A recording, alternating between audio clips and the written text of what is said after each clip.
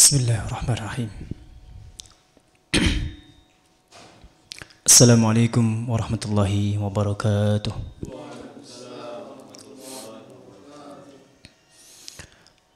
Alhamdulillah. Alhamdulillahilladzi hadana li hadza wa ma kunna linahtadiya laula an hadana Allah.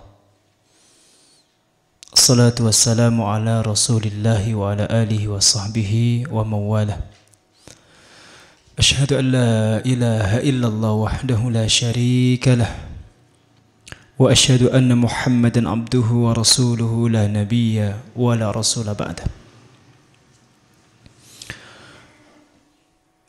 معاشر الإخوان حفظكم الله جميعا أوصيكم ونفسي بتقوى الله فقد فاز المتقون فقال عز من قائل يا أيها الذين آمنوا اتقوا الله وقولوا قولا سديدا يصلح لكم أعمالكم ويغفر لكم ذنوبكم ومن يطع الله ورسوله فقد فاز فوزا عظيما. وقال صلى الله عليه وسلم اتق الله حيثما كنت وأتبع السيئة الحسنة تمحوها وخالق الناس بخلق حسن. Ikhwah sekalian yang dimuliakan Allah Subhanahu wa taala. Pertama kita bersyukur kepada Allah kita bisa mengawali kajian manhaj dakwah kita. Di antara yang wajib dikaji oleh kader dakwah itu adalah Majmu'atur Rasail lil Imam Syahid Hasan Al-Banna. Majmu'ah Rasail yang ditulis atau disampaikan oleh Imam Syahid Hasan Al-Banna. Pertama sebagai bekal zadud da'iyah, sebagai bekal seorang dai agar dakwahnya itu tetap terjaga as-shalahnya. Yang kedua, mengingat di tengah-tengah masyarakat kita ini masih banyak kekurang tepatan dalam memahami Islam. Majmu'atur Rasail atau pemikiran-pemikiran Imam Syahid itu diakui tidak hanya oleh para ulama tapi juga oleh para akademisi. Pikiran yang brilian, yang orisinil tentang Islam dan kelebihannya itu sederhana, simple. Cuma masalah yang ketiga itu banyak syubhat yang dilontarkan kepada beliau. Banyak tuduhan. Tidak cuma oleh musuh-musuh Islam, tetapi oleh sebagian orang yang bisa jadi karena kedengkian, hasad ya, terhadap gerakan ini. Mereka kemudian melontarkan syubhat-syubhat yang tidak bertanggung jawab. Tuduhan-tuduhan palsu yang dibuat-buat. Sering kita mendengar bahwa gerakan Hasan Al-Banna itu adalah gerakan tatarruf, gerakan radikalisme. Ini tuduhan yang sering kita dengar. Kalau kita mendengar kata IM, itu Ikhwanul Muslimin, maka yang ada di tengah masyarakat itu sering kita dengar itu gerakan radikal. Itu gerakan untuk menegakkan daulah Islamiyah. Itu gerakan untuk menyingkirkan orang-orang kafir. Gerakan diskriminasi begitu. Nah, ini kenapa? Bisa jadi karena kelemahan kita sebagai kader dakwah dalam konteks menjelaskan prinsip-prinsip beliau, fikrah beliau. Sebelum kita melihat orang lain yang melakukan tuduhan-tuduhan itu, bisa jadi kita sebagai kader dakwah ini kurang begitu konsisten untuk menjelaskan fikrah beliau. Itu kan tidak boleh hanya sekedar dibaca, tapi disyarahi, dijelaskan. Pertanyaannya, kalau sudah kita fahami, sering nggak kita sampaikan ke masyarakat? Bukan sebagai fikrah jamaah, tapi sebagai fikrah Islam. Karena yang dibawa oleh Imam Syahid Hasan Al-Banna ini bukan sesuatu yang baru. Bukan. Itu fikrah Islam yang dulu dibawa oleh Rasul Shallallahu Alaihi Wasallam dan juga oleh para sahabat. Maka ketika kita menyampaikan fikrah beliau ini ya, pemikiran-pemikiran Hasan al-Banna, itu sama saja kita menyampaikan dakwah Islam itu. Ini satu mukadimah sebelum kita masuk ke materi. Ya, itu jadi perenungan gitu. Yang kedua, kita sampaikan salawat dan salam kepada junjungan kita Nabi Agung Muhammad sallallahu alaihi wasallam, uswatun hasanah, pemimpin dan suri teladan kita semua. Ikhwas sekalian, yang ketiga, sebelum masuk ke materi ya, ada satu syiar yang ini menjadi amanah dari kaderisasi, amanah dari struktur ya, untuk selalu diingatkan apa itu terkait dengan muwasafat kita harisun ala waqti, untuk bersungguh-sungguh memanfaatkan waktu kita dengan sebaik-baiknya. Dalam konteks itu, dalam melakukan apapun kita upayakan untuk disiplin ya, tepat waktu. Ya, kalau yang tidak hadir ya monggo saja gitu. Tapi kalau yang mau hadir itu diupayakan tepat waktu. Jam 7 diundang, berarti jam 7 kurang seperempat sudah sampai. Kita komitmen dulu. Ini karena yang akan kita bahas ini bukan sederhana. Ini fikrah yang merubah wajah dunia Islam. Ya. Yang sejak tahun 1924 ketika khilafah runtuh, kemudian 1926 gerakan ini muncul, itu banyak mewarnai percaturan dakwah internasional. Bahkan fikrah ini dikaji tidak hanya oleh jamaah Ikhwanul Muslimin, tapi oleh jamaah yang lain. Menjadi semacam aset bersama begitu. Maka dibutuhkan orang-orang yang memang punya kesungguhan, punya juhud, ijtihad, punya kesungguhan. Maka saya sarankan kalau antum tidak sungguh-sungguh, ya sebaiknya tidak usah hadir. Ini saran saya. Jadi kalau nggak sungguh-sungguh, sebaiknya tidak usah hadir. Itu karena nanti akan mempengaruhi ritme kajian. Ini bagi yang mau sungguh-sungguh saja begitu. Bisa difahami ya.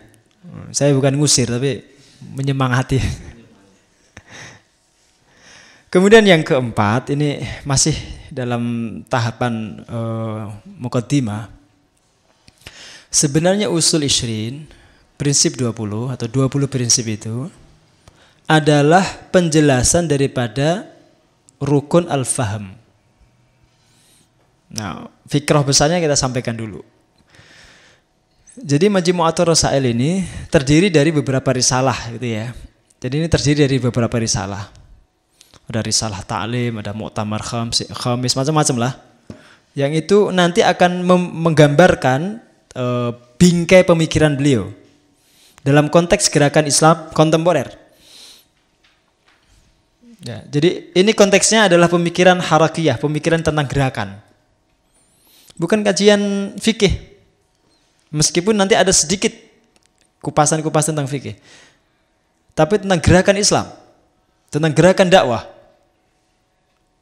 Ya, agar adik-adik yang masih muda-muda ini nggak bingung, ini kajiannya apa atau kok bingung kayak itu. Ya, jadi tentang gerakan dakwah, tentang gerakan besar. Bagaimana cara kita merubah masyarakat kita ini untuk lebih dekat kepada Islam. Kita tidak dituntut hanya menjadi seorang muslim, tetapi melakukan islamisasi. Jadi nggak cukup kalau kita mengatakan ana muslim, terus berhenti. Tidak. Seorang muslim itu dalam konteks keislamannya, semuanya punya kewajiban dakwah. Bisa dipahami ya? Nah, agar dakwah kita ini benar, lurus, tetap terjaga keasliannya, maka harus ada bingkai pemikirannya. Maka beliau menuliskan untuk kita agar pemikiran-pemikiran kita tentang Islam itu tidak salah. Ada bingkainya, ada frame-nya gitu ya. Agar gak ngawur. Maka beliau menuliskan Majmu'atur Rasail ini. Dan di antara isinya itu adalah tentang arkanul bai'ah. Tentang rukun-rukun bai'at. Rukun baiat itu apa? Rukun-rukun baiat itu adalah pokok-pokok kalau kita bahasakan ya kata kunci agar kita itu bisa komitmen dengan Islam. Agar kalau kita terlibat dalam gerakan dakwah itu kita bisa komitmen, istiqomah dan konsisten. Ya, maka beliau kemudian sampaikan begini. Ini kalimat beliau. Arkanu bai'atina asyratun. Rukun-rukun baiat kita asyratun ada 10. Fahfaduha, maka jagalah baik-baik. Bukan terjemahnya itu bukan hafalkanlah baik-baik, itu tidak. Fahfaduha, maka jagalah baik-baik. Jagalah oleh kalian. Al-fahmu, ini satu kata beliau. Wal ikhlasu, yang kedua ikhlas. Wal amalu, amal. Wal jihadu, al-jihad. Wat tadhiyatu, pengorbanan. Wat ta'atu, ketaatan. Wassabatu, keteguhan. Wattajarrudu, totalitas. Wal ukhuwatu, persaudaraan. Wathiqatu, dan kepercayaan. Saling percaya satu dengan yang lain. Ya 10. Kemudian beliau katakan begini, al-fahm. Satu, tentang al-fahm itu, innama uridu bil fahmi.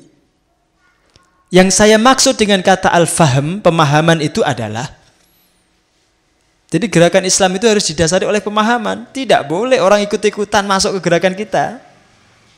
Masuknya itu harus dalam kondisi dia sadar betul apa yang akan dia lakukan.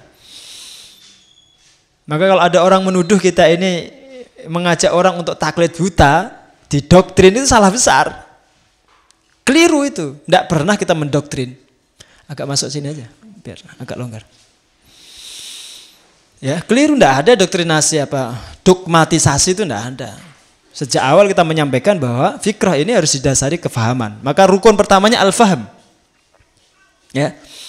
Dan beliau katakan begini, yang saya maksud dengan al-fahm itu adalah antuqina, hendaknya engkau meyakini bi anna fikratana, bahwa fikrah kita ini fikratun islamiyatun samimah, adalah pemikiran Islam yang murni, yang bersih. Tidak ada campuran apapun. Ya Islamnya Rasul, yang diajarkan Rasul dan oleh para sahabat. Tadi memang saya sampaikan, Hasan al-Banna itu tidak mendatangkan sesuatu yang baru. La ya'ti bi syai'in jadid. Tidak. Yang diajarkan Hasan al-Banna ya dulu yang diajarkan Rasul sallallahu alaihi wasallam. Jadi tidak ada yang baru dalam dakwah ini.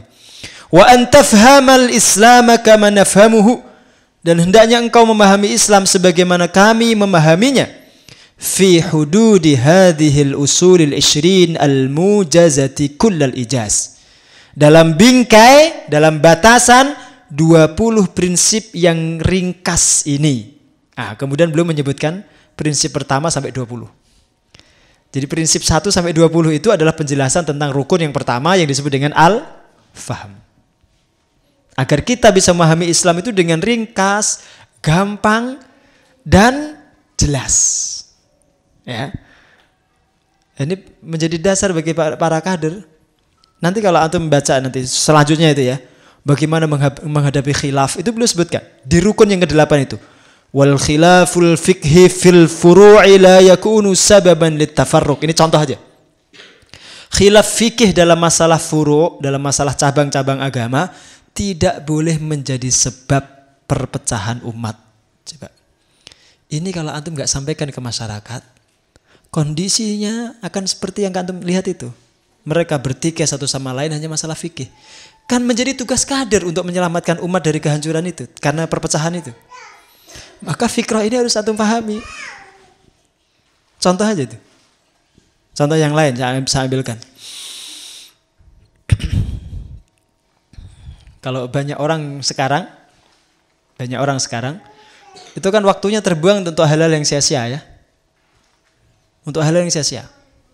Media sosial itu lebih banyak orang komen, lebih banyak orang chatting, hal-hal yang nggak bermanfaat, nggak ada gunanya, bertanya tentang sesuatu yang tidak penting.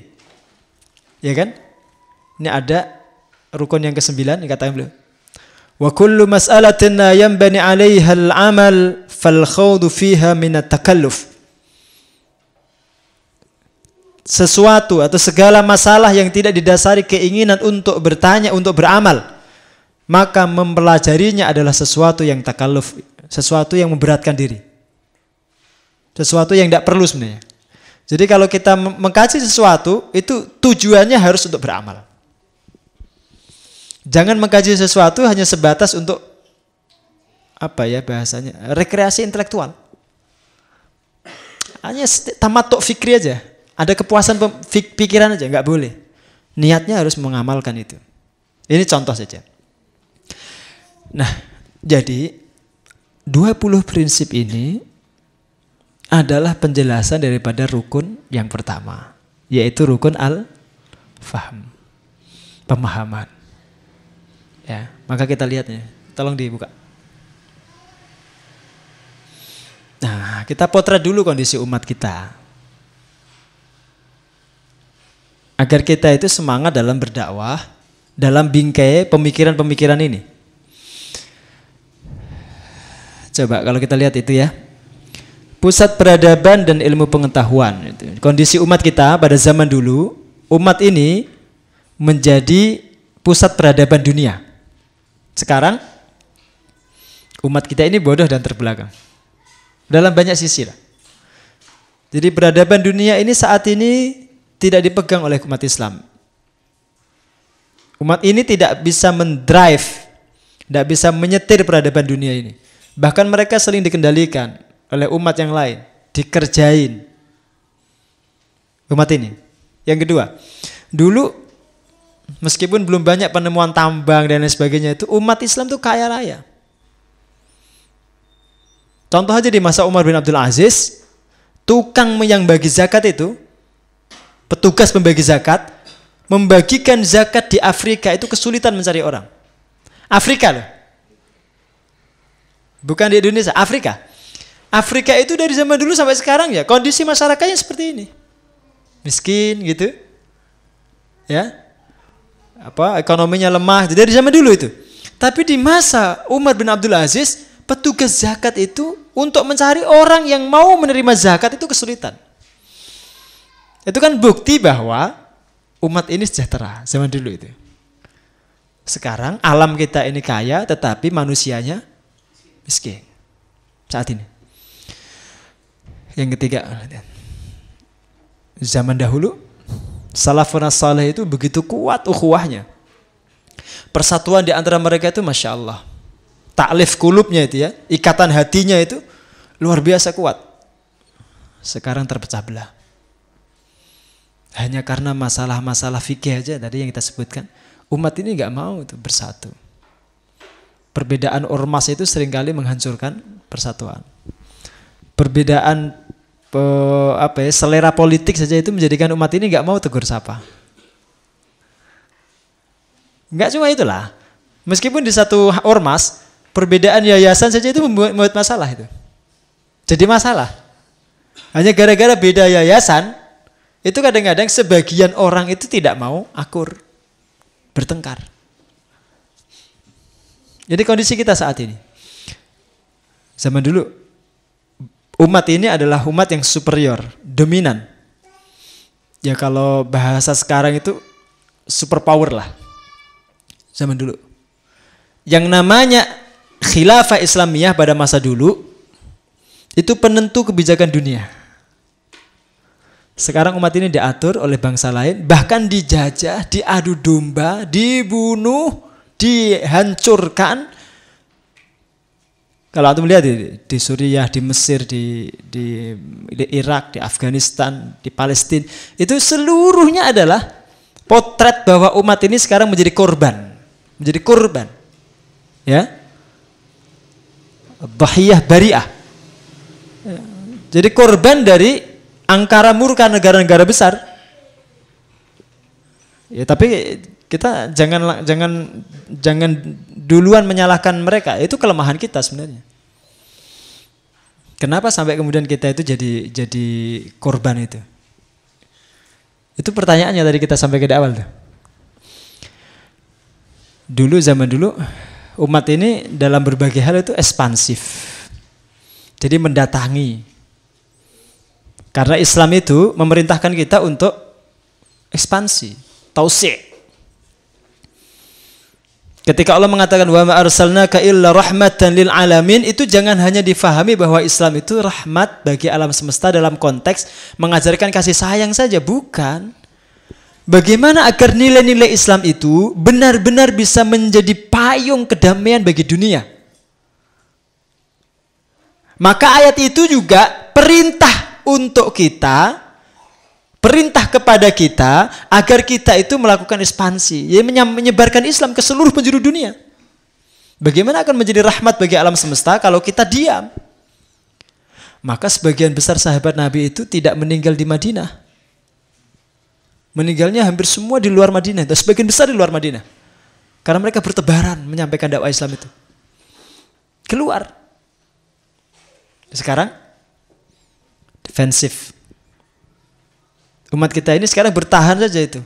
Contoh aja, kita mendengar berita ada TKA, tenaga kerja asing Cina, itu ya? Itu kan kita posisinya apa? Wah, nanti bagaimana ya kalau begini? Bagaimana kalau begini? Iya kan? Kenapa kemudian kita tidak balik? Kalau mereka datang ke Indonesia, yuk kita minta juga kita ke sana begitu. Kenapa tidak begitu? Yang mereka ke sini itu nanti kita tugaskan ikhwah kita yang di Indonesia, bagaimana caranya untuk mengislamkan mereka itu. Jadi bukan bertahan. Sun Tzu itu mengatakan apa dalam The Art of War itu? Dalam seni perangnya itu. Pertahanan terbaik itu adalah hujum, menyerang. Jadi mendatangi. Sebelum mereka menyerang ya kita datangi dulu, kita serang dulu. Menyerang dalam dakwah ini konteksnya adalah menyebarkan Islam itu. Datangi negeri-negeri mereka itu. Jangan diam di Klaten aja itu. Ya harus begitu. Nanti kita punya anak 9 umpamanya ya, atau anak 7 lah gitu. Maka kita sebar mereka itu ke benua-benua yang ada itu. Agar mereka mendirikan pusat-pusat kajian Islam, mendirikan ma'had, mendirikan lembaga-lembaga dakwah. Agar Islam ini benar-benar menjadi rahmatan lil alamin. Ayat itu tidak hanya bicara dalam konteks Islam itu agama kasih sayang saja. Itu pemahaman separuh itu baru. Tapi ayat itu juga memerintahkan kita agar kita bertebaran di muka bumi, menebarkan kedamaian Islam itu. Karena kalau Islam ini sampai kalah, dunia akan kacau. Kondisinya seperti sekarang ini. Ini karena Islam dalam kondisi tidak menjadi soko guru dunia. Ya, maka tugas kita tadi di awal kita sampaikan, tugas kita ini memahami fikrah ini dengan sebaik-baik pemahaman. Terus Mas.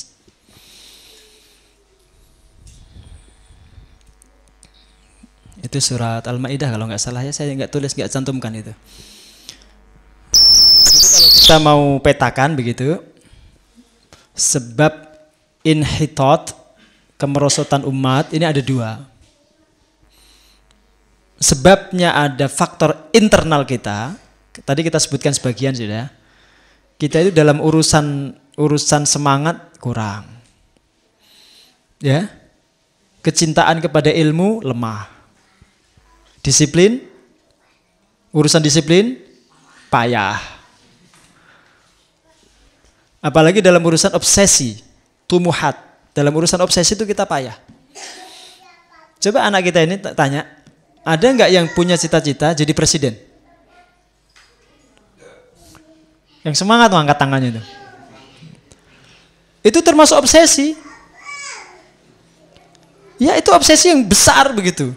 Karena kalau anak-anak kita tidak kita didik dengan membawa obsesi besar itu, tidak akan pernah umat ini akan mengalami kebangkitan.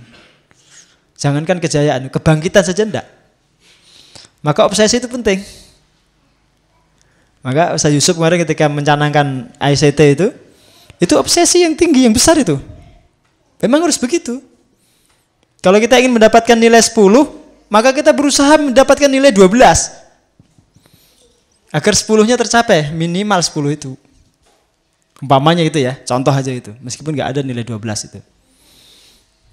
Ya, jadi harus saja besar. Itu internal lah, secara internal itu masalah-masalah kita. Termasuk perpecahan tadi, kemiskinan. Ya. Nah, kalau masalah eksternal itu, tantangan eksternal itu tadi liberalisme, ya, kemudian penjajahan di sebagian negeri kita, kemudian ada konspirasi, ada kristenisasi, ada westernisasi. Tetapi Allah memberikan pelajaran itu. Ya ayyuhalladzina amanu alaikum anfusakum la yadurrukum man dhalla idza tadaitum. Jadi ayat itu memberikan pelajaran kepada kita, jangan sibuk melihat tantangan eksternal. Karena kalau kalian kuat, tipu daya orang kafir sehebat apapun tidak akan bisa menghancurkan kalian. Ini kata Allah, wahai orang-orang yang beriman, jagalah diri kalian, jaga baik-baik. La yadurrukum, tidak akan membahayakan kalian, man dhalla, orang-orang yang tersesat itu, idza tadaitum, jika kalian mendapatkan petunjuk. Jadi kalau secara internal kita kuat, musuh sehebat apapun tidak akan berdaya. Maka konteks kajian kita ini adalah kajian untuk memperkuat sisi internal kita. Secara pemikiran, secara dakwah begitu. Itu harus kita kuat dulu. Nanti musuh sehebat apapun tidak akan ada artinya di mata kita itu. Ya. Dan itu sejarah kaum muslimin. Baik, terus Mas. Ini solusinya. Kembali kepada al-Islam. Imam Malik mengatakan dalam sebuah maqalah, la yasluhu akhiru hadhil ummati illa bima saluha bihi awwaluha. Tidak akan pernah mengalami kebaikan akhir umat ini kecuali dengan apa yang dahulu menjadikan umat sebelum kita berjaya. Jadi kita kalau ingin berjaya harus menggunakan apa yang dulu digunakan para pendahulu kita. Kalau kita ingin kembali merebut kepemimpinan dunia ini, maka senjatanya adalah yang dulu dipakai oleh para pendahulu kita, para sahabat Nabi, yaitu Islam. Agama kita ini. Ya, kembali kepada syariat Allah Subhanahu wa taala. Terus Mas. Ini sekilas ya. Bagaimana potret Imam Syahid Hasan Al-Banna itu yang tadi di awal kita sampaikan sering disalahpahami oleh sebagian orang, digambarkan buruk itu. Bahkan kalau orang kemudian bertanya, pernah beberapa orang itu tanya ke saya, Ustadz, kalau teman-teman ini yang di partai ini gitu ya, itu benarkah dia gerakannya itu, harokahnya itu Ikhwanul Muslimin? Pertanyaan itu kan sering. Dan kita seringkali menjawabnya bingung. Kenapa? Ya karena Ikhwanul Muslimin itu digambarkan tadi kan, gerakan radikal. Gitu kan? Gerakan yang ingin menegakkan daulah Islam dalam konteks yang negatif ya.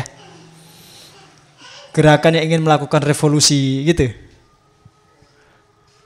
Itu pemahaman yang memang berangkat dari syubhat yang dilontarkan oleh musuh-musuh Islam.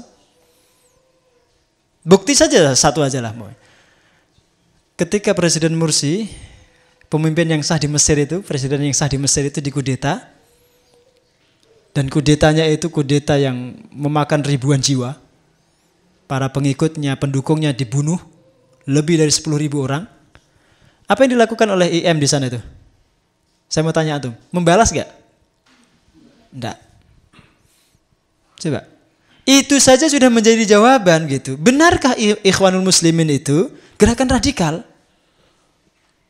Maka jaga mulut kalian tuh. Wahai orang-orang kafir, itu jaga mulut kalian. Dan jaga mulut kalian, wahai orang-orang Islam yang terperdaya oleh orang-orang kafir. Jaga. Karena itu bukti nyata dalam sejarah. Tidak ada namanya Ikhwanul Muslimin itu sampai hari ini, yang kita tahu itu, melakukan revolusi bersenjata itu. Kecuali ketika perang Arab-Israel. Mereka terdepan dalam memerangi Israel dengan senjata itu, iya. Karena Israel menjajah Palestina. Jadi konteksnya beda. Senjata Ikhwanul Muslimin itu tidak diarahkan pada saudaranya sendiri. Dan tidak mungkin. Makanya meskipun As-Sisi itu jahatnya begitu, tidak pernah diperangi, dilawan dengan senjata. Bahkan Imam Syahid sering mengatakan begini, sanuqatiluhum bisilahil hub. Kita akan memerangi mereka dengan senjata cinta. Atau begitu. Itu pernyataan Imam Syafi'i itu. Kita akan perangi mereka dengan cinta. Jadi ini gambaran yang memang harus sering-sering kita sampaikan agar syubhat itu terkikis pelan-pelan. Ya, dan itu tugas kita. Bukan apa-apa. Ya, kalau kita ditanya, antum IM enggak? Saya Muslim. Karena saya Muslim itu saya wajib membela saudara saya, Ikhwanul Muslimin yang dijelek-jelekan terus itu. Ini satu ya. Yang kedua, apa tuh peran Ikhwanul Muslimin ketika Indonesia mau merdeka itu? Itu juga perlu kita sering sampaikan. Karena tidak sedikit ini juga terperdaya oleh sebagian musuh-musuh Islam. Data-data di sebagian itu seringkali juga mendapatkan gambaran tentang Ikhwanul Muslimin yang negatif. Maka juga perlu kita ingatkan, enggak, Anda salah paham. Ikhwanul Muslimin itu jasanya besar terhadap kemerdekaan RI. Buktinya Kiai Haji Agus Salim, tokoh kemerdekaan kita, founding father negeri kita ini, pernah berkunjung dan fotonya masih ada sampai sekarang ke kantor Ikhwanul Muslimin, bertemu dengan Hasan Al-Banna, menyampaikan ucapan terima kasih. Kenapa? Karena dukungan Hasan Al-Banna terhadap kemerdekaan Indonesia. Bahkan berapa kali prajuritnya IM, Ikhwanul Muslimin itu menggagalkan rombongan Belanda yang melewati terusan Suez itu. Itu catatan sejarahnya ada. Digagalkan, dirampas senjata-senjatanya itu karena ingin melewati terusan Suez menuju Indonesia itu, digagalkan. Dan itu bukti bahwa Ikhwanul Muslimin itu punya jasa yang besar terhadap perjuangan RI. Radio yang mengudara pertama yang menyuarakan kemerdekaan Indonesia itu radionya IM di Mesir. Dan itu catatannya ada. Maka kalau kemudian menggambarkan ikhwan itu sebagai gerakan yang jahat itu ya, yang negatif, gerakan transnasional yang harus diwaspadai, Anda tertipu. Anda tertipu. Seandainya Indonesia diserang Amerika saat ini, maka kader-kader IM di Mesir itu yang akan turun ke sini. Maka jangan mau ditipu oleh orang-orang kafir. Dan kita penting kita sampaikan. Itulah Hasan Al-Banna dengan gerakannya. Ya. Meskipun kita tidak ada hubungan historis maupun apa dengan mereka. Tapi sebagai sebuah umat yang bersatu itu, kita Muslim, mereka Muslim, maka wajib kita bela. Ketika ada saudara kita yang dijelekan, dirusak namanya, kita wajib membela. Sebatas kemampuan kita itu. Gitu ya. Bisa difahami insyaallah. Terus Mas. Terus. Nah, inti daripada rukun yang pertama atau asal al-awal ya, prinsip yang pertama itu tentang syumuliyatul Islam. Kita baca dulu teksnya ya. Teksnya kita baca. Ini teks ini. Teks ini saya bacakan sama dengan di sini. Nanti kalau ada perbedaan antum koreksi. Ini kata beliau tadi ya. Al-Islamu nidhamun syamilun yatanawalu madhahiral hayati jami'an. Fahuwa daulatun wa watan au hukumatun wa ummah. Wa huwa khuluqun wa quwwah au rahmatun wa adalah. Wa huwa thaqafatun wa qanun au ilmun wa qada. Wa huwa madatun wa sarwah au kasbun wa ghina. Wa huwa jihadun wa da'wah au jayshun wa fikrah. Kama huwa aqidatun sadiqah wa ibadatun sahihah sawa'un bisawa. Samakah? Ya, untuk melihat terjemahnya. Dibuka terjemahnya. Ini tadi kesimpulan saya, syumuliyatul Islam, bahwa Islam itu agama yang syamil, yang komprehensif, yang utuh, yang sempurna. Terjemahnya itu. Tidak, tolong dibaca Mas Haryanto. Islam adalah sistem yang komprehensif yang mencakup segala aspek kehidupan. Ini adalah negara dan tanah air atau pemerintahan dan umat. Ini juga akhlak dan kekuatan atau rahmat dan keadilan. Ini adalah peradaban dan undang-undang atau ilmu pengetahuan dan pengadilan. Islam juga materi dan kekayaan atau usaha dan kecukupan. Ia juga berarti jihad dan dakwah atau tentara atau fikroh. Sebagaimana juga ia adalah akidah yang benar dan Ini sebelum beliau melontarkan fikrah ini, belum kita temukan ulama ya yang mentakrif, mendefinisikan Islam semudah beliau ini dan lengkap begitu. Gambaran tentang Islam yang sederhana tetapi komprehensif. Jadi kita baca sekali lagi ya. Islam adalah sistem yang komprehensif. Ini aja sudah pilihan katanya sudah. Jadi Islam itu digambarkan beliau tidak hanya sebatas ritual, tapi ini sistem dia, nizam. Sebuah aturan yang mencakup seluruh aspek kehidupan. Jadi kalau kita dengar selama ini Islam sebagai agama ritual saja, itu separuh pemahaman. Yang mencakup segala aspek kehidupan. Ia adalah negara dan tanah air. Ini digarisbawahi ya. Ia adalah negara dan tanah air. Atau pemerintahan dan umat. Ini diangkat dulu oleh beliau. Masalah ini, kenapa? Karena gerakan ini muncul berangkat dari keprihatinan hilangnya khilafah Islamiyah itu. Ketika khilafah itu runtuh, maka sendi-sendi Islam yang lain juga akan nanti berhamburan. Karena tidak ada lagi payung yang menjaga. Sehebat-hebatnya antum sebagai khatib, sebagai da'i, kalau tidak ada negara yang menaungi dan melindungi, gerakan antum itu hanya terbatas sekali. Tadi, nggak bisa ekspansi. Nggak bisa ekspansi. Ya hanya sebatas di lingkungan antum saja itu. Tapi sebagai sebuah kekuatan umat, antum tidak akan bisa mewarnai percaturan dunia itu. Tidak akan bisa. Wong kumpulan negara-negara oki itu saja kalah dengan satu Amerika itu. Satu negara namanya Amerika itu. Oki itu kan banyak sekali jumlahnya kan. Tapi tentang Palestina, kalah dengan vetonya Amerika yang satu saja. Maka diangkat dulu beliau. Tapi ingat, ia juga adalah akhlak dan kekuatan. Atau rahmat dan keadilan. Ya, sebelum kita kaji isinya ya, perhatikan dulu pilihan redaksinya itu. Orang yang berakhlak, yang dia memiliki budi pekerti yang tinggi, itu seringkali digambarkan sebagai orang yang lemah. Nah, dikampleng menengahi itu. Malah kayak sebelahnya dikasihkan lagi yang lain. Atau orang ditendang malah minta maaf. Mohon maaf Pak, kok saya ditendang ada apa ya? Itu gambaran tentang orang yang selama ini yang dianggap sebagai orang yang berakhlak mulia. Maka beliau katakan akhlak dan kekuatan.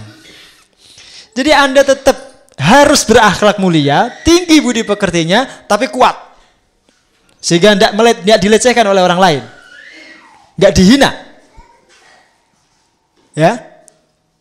Nggak diperlakukan semena-mena. Jadi tetap kita memegang teguh akhlak yang mulia itu, tapi jangan terkesan lemah. Dan jangan lemah. Tapi juga sebaliknya. Anda yang kuat, jangan semena-mena. Karena Islam itu mengajarkan akhlak yang mulia. Rahmat dan keadilan. Islam itu juga rahmat, kasih sayang. Tapi bukan karena kasih sayang itu kemudian tidak ditegakkan keadilan. Makanya Allah di ayat yang kedua surat An-Nur itu, kalau tidak salah ya, wala ta'khudkum bihi mara'fatun fi dinillah. Jangan sampai rasa belas kasihan kalian itu menghalangi kalian dari menegakkan hukum Allah. Hukum Allah yang dimaksud di situ adalah hukuman untuk para pelaku zina. Jadi jangan sampai karena kita kasihan, karena kita kemudian istilahnya mesake gitu, kemudian hukum Allah itu kita biarkan, tidak kita tegakkan. Makanya Islam itu selain dia mengajarkan kasih sayang, dia juga mengajarkan keadilan. Yang bersalah ya dihukum. Sampai Rasul mengatakan apa tentang putrinya itu? Tentang masalah mencuri itu. Kalau seandainya, jangankan dia, seandainya Fatimah putri Muhammad mencuri, aku potong sendiri tangannya. Itu keadilan. Tapi dalam menegakkan keadilan itu pun tidak boleh semena-mena. Di situ ada faktor rahmat. Orang habis dipotong tangannya karena mencuri, tidak boleh dibiarkan darahnya ngucur begitu. Sampai mati dia, nggak boleh. Jadi harus dibebat, diupayakan bagaimana caranya agar cepat reda. Itu kasih sayang. Ya. Itu kasih sayang. Nggak boleh kan orang dipotong talangnya, dipotong, terus biarkan ngucur itu. Itu tidak ada dalam peradilan Islam. Itu bisa mati dia karena kehabisan darah. Maka kalau dulu ada pengobatan namanya gai. Cara memampatkan darah, ya, menghentikan darah itu. Dengan cara dikasih sesuatu yang panas itu ya. Berhenti darahnya itu. Kalau sekarang ya ada lah teknik itu. Jadi tidak boleh. Termasuk seandainya seseorang pun terlibat perang itu nggak boleh orang ketika membunuh dengan cara yang ngawur, dimutilasi, dipotong-potong, nggak boleh. Itu tidak ada unsur rahmatnya. Ini pilihan kalimat ya. Ia adalah peradaban dan undang-undang. Coba itu menyatukan dua kata itu juga nggak sederhana itu. Islam tidak cuma hadarah, tidak cuma peradaban, tapi dia juga adalah kanun, undang-undang. Karena banyak orang pinter teori tentang ini ya, tentang kemajuan, tapi tidak diundang-undangkan sehingga tidak menjadi wujud, tidak menjadi kenyataan. Tetapi undang-undang itu juga harus berangkat dari peradaban yang tinggi, sehingga isinya juga berkualitas. Nah, undang-undang kita saat ini kenapa berulang kali direvisi itu? Karena tidak berangkat dari peradaban.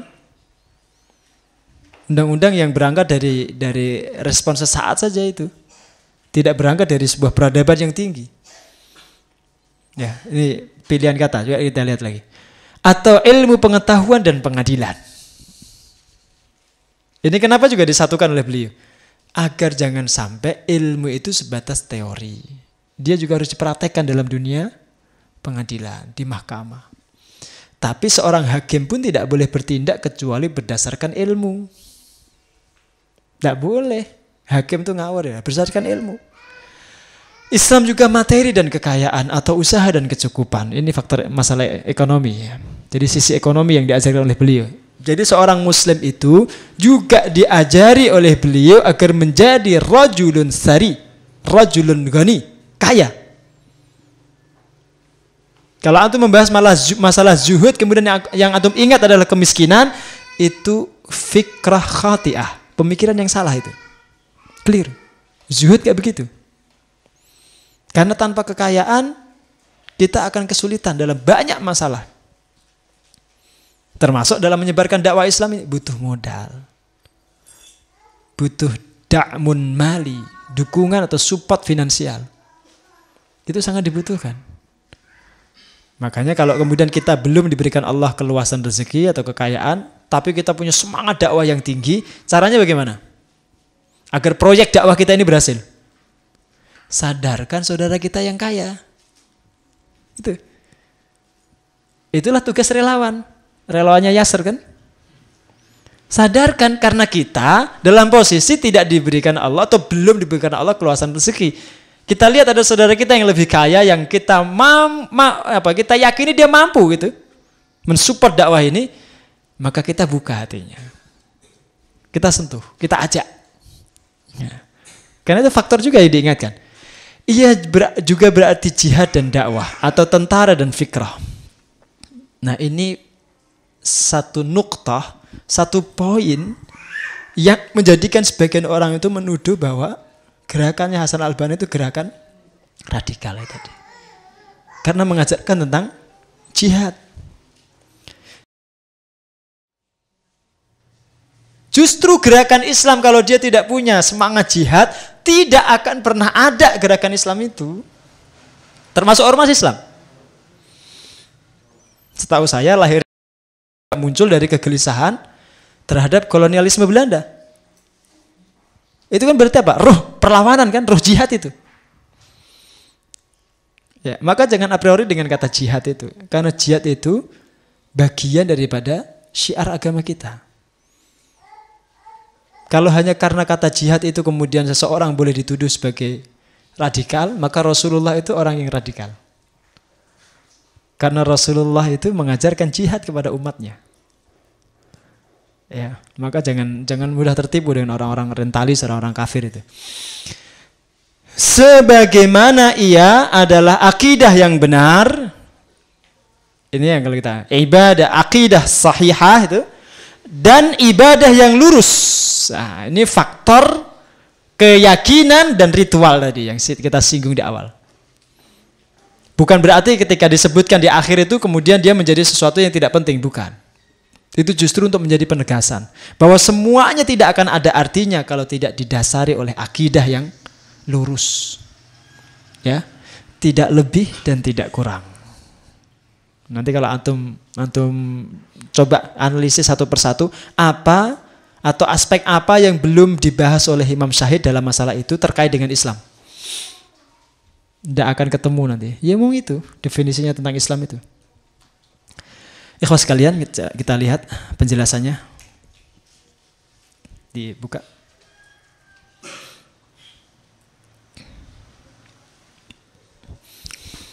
Inti daripada rukun yang pertama ini adalah syumuliyatul Islam, bahwa Islam itu mencakup seluruh aspek kehidupan. Itu ditanamkan dulu dalam hati kita masing-masing. Jadi jangan berpikir tajzi'ah atau juz'iyah, parsial dalam memahami Islam itu. Islam itu sistem yang mencakup seluruh aspek. Bahkan Abu Bakar mengatakan begini, ini kalimat beliau, "Lau dha'a minni ba'irun lawajadtuhu fi kitabillah." Kalau seandainya aku kehilangan ontaku, maka aku akan dapati jawabannya dalam kitab Allah. Sampai disebutkan begitu oleh Abu Bakar. Itu menunjukkan apa? Bahwa Al-Quran dan sunnah Nabi itu mengajarkan semuanya. Ma farratna fil kitabi min syai'. Kami tidak pernah melupakan sesuatu di dalam kitab kami itu. Jadi Al-Quran itu membahas semua masalah, cuma pembahasannya itu sifatnya ijmali. Sebagian besarnya global. Tidak mungkin detail, tapi isyaratnya mesti ada. Tema apapun yang kita alami dalam kehidupan kita saat ini, semua sudah ada bahasanya dalam Al-Quran. Tema apapun. Imam Syahid mengatakan begini.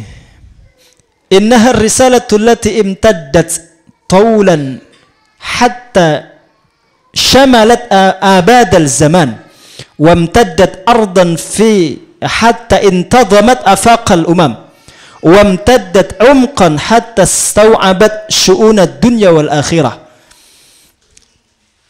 Jadi komprehensivitas ajaran Islam itu mencakup 3 aspek ya. Kalau kita perhatikan kalimat beliau ini.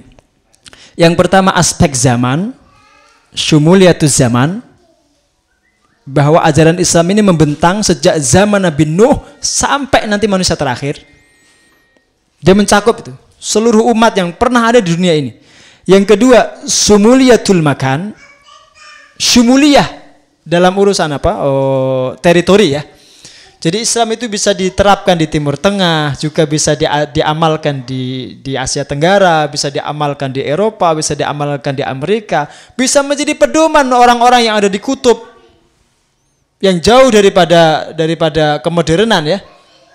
Semuanya dimanapun manusia tinggal, Islam bisa diamalkan di situ. Gak ada satupun di ruang muka bumi ini yang tidak bisa sistem Islam itu dipakai. Semua bisa. Ini syumuliyatul makan maksudnya. Kemudian yang ketiga, syumuliyatul manhaj. Jadi ajarannya itu juga syumuliyah. Komprehensif.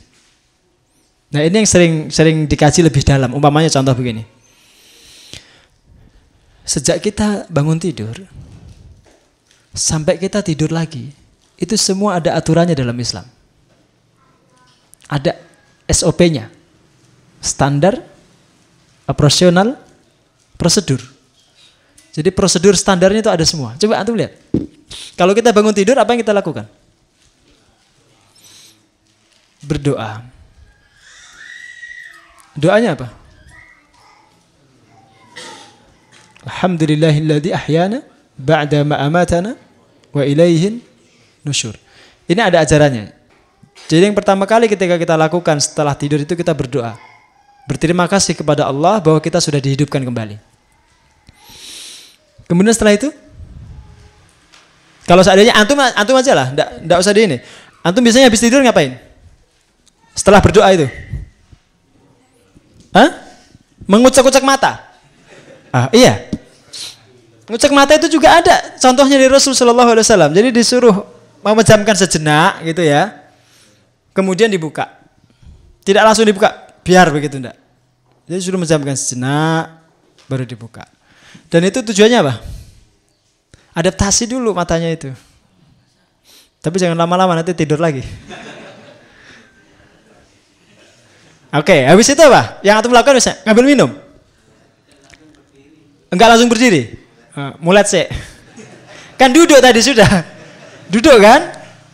Ya, yang namanya bangun itu dalam posisi setelah tidur bangkit. Kalau masih tidur itu belum bangun namanya. Jadi antum menjamkan sebentar tadi dalam posisi antum duduk. Habis itu ngapain? Kalau saya biasanya minum. Ada nggak aturan ketika mau minum? Ada. Coba. Jangan minum sambil berdiri. Baca bismillah sebelum minum. Jangan ditiup itu airnya. Kan ada aturannya kan? Jangan ditiup airnya itu. Ya. Kemudian gelas setelah kita habis kita pakai itu, kalau kita nggak pakai lagi itu disuruh ngapain? Suruh segera mencuci, letakkan kembali pada tempatnya. Habis itu ngapain biasanya? Masuk kamar kecil. Sebelum masuk kamar kecil, berdoa dulu. Kemudian kaki kiri yang disuruh masuk dulu kan? Di dalam kamar kecil itu. Semua ada aturannya. Sampai nanti antum mau tidur lagi, itu ada aturan, semuanya ada. Maka wajar kalau sampai Abu Bakar mengatakan itu kalimat mubalaghah saja dari beliau. Kalimat dramatis. Kalau seandainya aku kehilangan ontaku, maka aku akan temukan dia dalam kitab Allah. Sampai begitu. Nah, di kalimat yang lain yang dimiliki oleh sebagian sahabat itu, kalau seandainya tali sandalku putus, aku temukan jawabannya dalam kitab Allah. Itu ada petunjuknya dan ada ajarannya di dalam Islam. Itu maksudnya begitu. Tidak ada satupun masalah di muka bumi ini kecuali sudah dibahas oleh Islam dan diberikan aturan. Ada petunjuknya di situ. Ada ta'alimnya, ada ajarannya. Sehingga kalau antum punya masalah, jangan lari kemana-mana. Termasuk teman-teman yang jadi guru, ini sering saya ingatkan teman-teman di Yasser ini. Jangan bangga dengan teori-teori orang barat, risetnya orang barat. Jangan. Antum tertipu nanti, karena riset itu dinamis. Riset itu punya umur. Iya kan? Penelitian itu punya umur kan? Kalau wahyu Allah tadi, imtaddat zamanan. Dia berlaku sepanjang zaman. Itu wahyu Allah. Maka teori pendidikan yang dulu dipakai di masa Nabi Nuh itu akan terus abadi sampai manusia terakhir. Itu yang dimaksud dengan syumuliyatuz zaman. Ya. Syumuliyatuz zaman. Maka jangan mudah gumunan, kaget dengan teori orang-orang barat. Sekarang kita melihat orang barat capaian teknologinya luar biasa. Tunggu saja mereka menuju kehancuran. Tunggu saja. Karena kemajuan teknologi, kemajuan peradaban bangunan tidak diikuti oleh kemajuan peradaban nilai. Kalau Islam tidak. Nilai dibangun dulu, baru nanti dunianya itu akan mengikuti. Coba dilihat lagi yang lain. Jam berapa mas? Hah? Udah habis waktunya.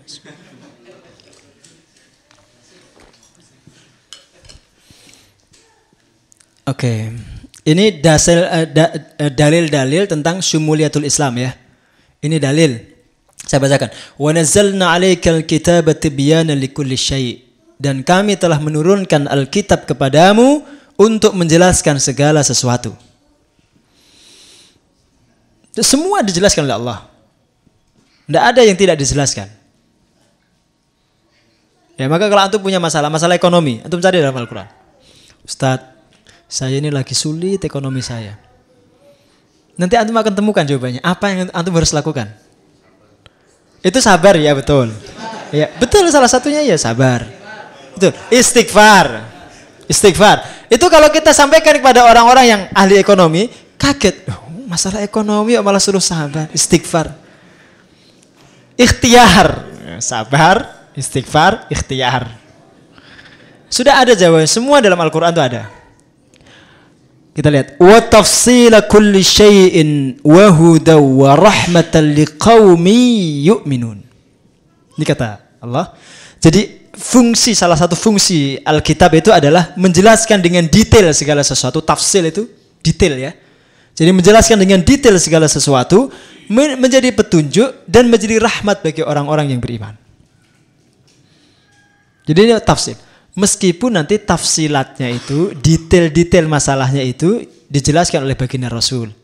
Tapi cover besarnya ada dalam kitab itu. Ada semuanya. Ma farratna fil kitabi min syai'. Tadi kita sampaikan. Tidak ada satu pun yang kami lewatkan yang tidak kami bahas di dalam Alkitab itu. Semuanya yang dibahas. Jadi nggak ada yang kami lupakan dari Alkitab itu. Kemudian yang berikutnya, ini sering kita kasih ini. Ya ayyuhalladzina amanu dukhulu fis silmi kaffah. Wahai orang-orang yang beriman, masuklah kalian ke dalam Islam secara kafah. Nah, kata kafah itu kalau antum lihat di dalam tafsirnya, ini sudah kita lewati kajian tafsir ini di Masjid Al-Huda itu, di dekat RSI. Kata kafah itu ada dua makna. Kata kafah itu ya, keseluruhan itu maksudnya apa? Kalian semua, itu satu maknanya. Kalian semua wahai orang Islam itu masuklah kalian semua ke dalam Islam. Orangnya kafah itu. Yang kedua adalah Islamnya itu. Masuklah kalian ke dalam Islam secara keseluruhan. Semua aspek dalam Islam itu pakai. Jangan ada yang tidak kalian pakai. Kalau sekarang kita menggunakan sistem Islam dalam ekonomi, maka muncul ekonomi Islam, maka politik pun harus kita pakai. Bagaimana Islam mengajarkan kita berpolitik? Termasuk membangun militer.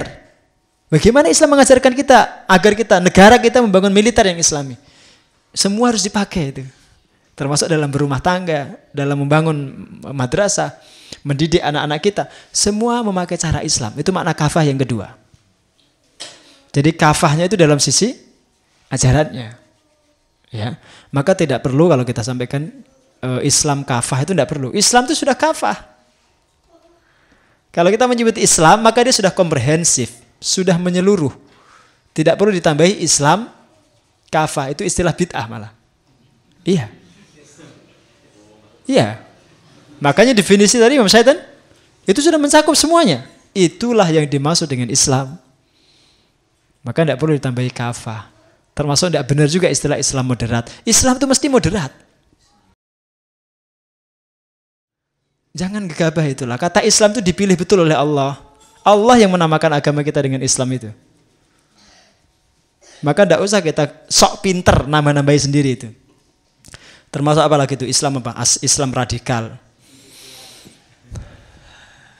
Ya, kalau tadi Islam radikal juga ada kan? Istilah Islam radikal itu. Nah, itu kata-kata tambahan kalimat yang bid'ah. Jadi idhofah bid'iyah. Itu tambahan yang bid'ah itu. Tidak diperbolehkan sebenarnya. Ya, oke, terus.